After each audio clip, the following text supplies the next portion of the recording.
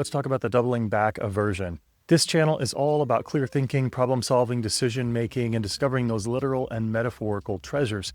And that's why I like to get into cognitive biases and logical fallacies, because doing a little bit of understanding, doing a little bit of research and understanding how our mind works, we can better avoid some of the common pitfalls that find their way in our minds. So this Doubling-Back Aversion is a newer cognitive bias. Now, it's not new in the sense that it's something that humans have been doing as long as humans have been around on this planet, but it's new in the sense that it's been newly named or defined based upon some research that was done out of UC Berkeley in 2025. So here's the situation. Imagine you go outside of your house and you take a left to walk to the local grocery store. And as you get about a block down, you realize that you're taking the long route. And if had you gone right and taken another route, you could have gotten there in half the time. But you've already committed a block of walking the long route. So what do? Do you turn around, go past your house, go the shorter route, which would still get you there much faster, even though you started going the long route? Or, since you already committed to going the long route, you just decide that you're going to stay the course and go the long route, even though it's a less efficient, even though it doesn't serve you as well as the other route.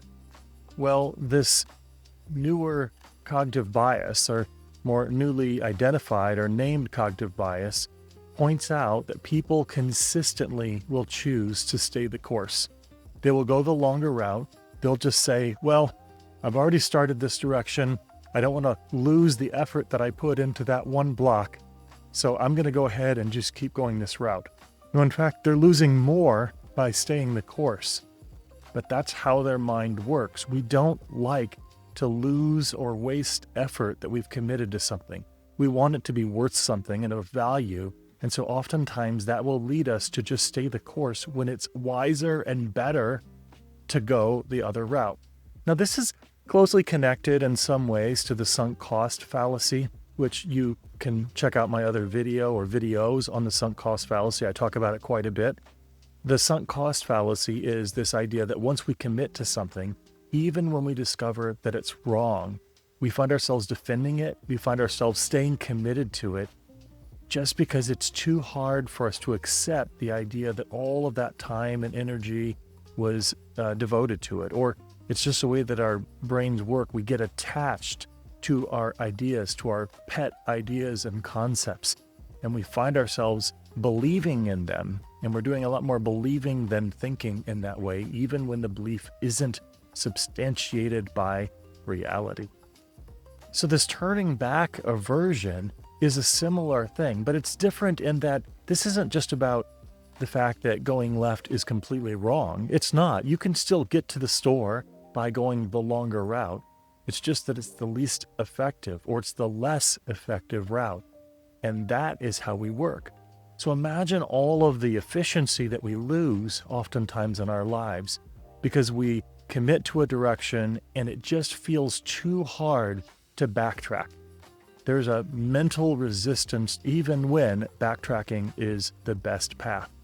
This is something that I imagine we can find in all sorts of directions. Imagine that you start working on a project or a paper, maybe you're even a student, and you commit to an idea or a topic, and you get into it and you've devoted an hour or two to the topic, and you find that in order to complete this, it's going to take a ton of work, and you're not actually interested in it, and it's not that exciting of a topic anyway, and you have the opportunity to sort of pivot the topic, to approach it from a different direction, to go another route, and it could be a much more powerful paper, it could be more interesting, it could be really valuable, but you've already committed to this one style or this one approach to doing the research, and so you don't consider the other route. Now, this isn't about abandoning the paper altogether.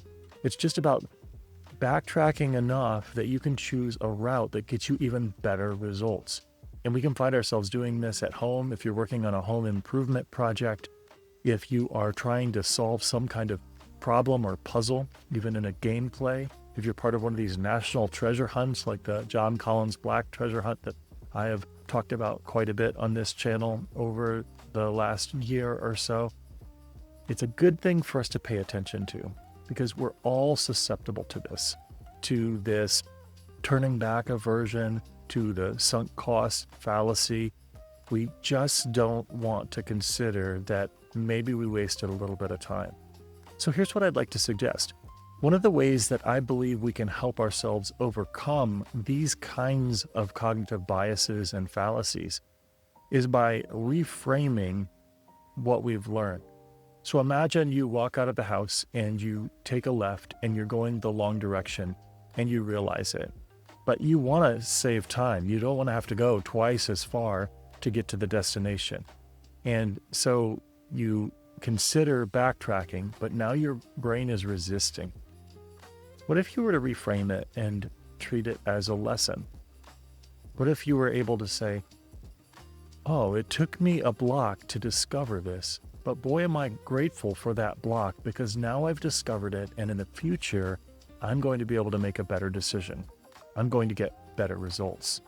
So now you're giving some value and some merit to that block rather than treating it as a complete waste of your time and your effort.